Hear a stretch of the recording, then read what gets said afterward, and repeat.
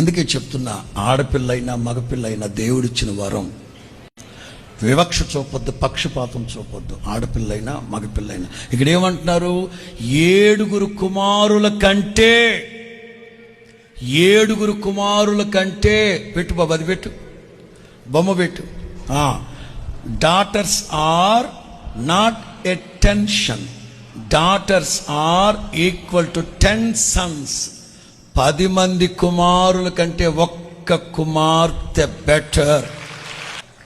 ఆడపిల్లే అంత బాధ్యత కలిగి ఇంట్లో ఉంటే మీరెంత బాధ్యతగా ఉండాలరా? రూతు కుమారుని చేతిలో పట్టుకుని ఊళ్ళో వాళ్ళు అందరూ అంటారు, ఏమ్మా నయోమి, వీడు మామూలోడు కాదు, వీడు మామూలోడు కాదు. నీకు మంచి ముదిమి ముసలితనం వచ్చేంత వరకు వీడు నీకు పోషకుడుగా ఉంటాడు, నీకు జీవనాధారంగా ఉంటాడు.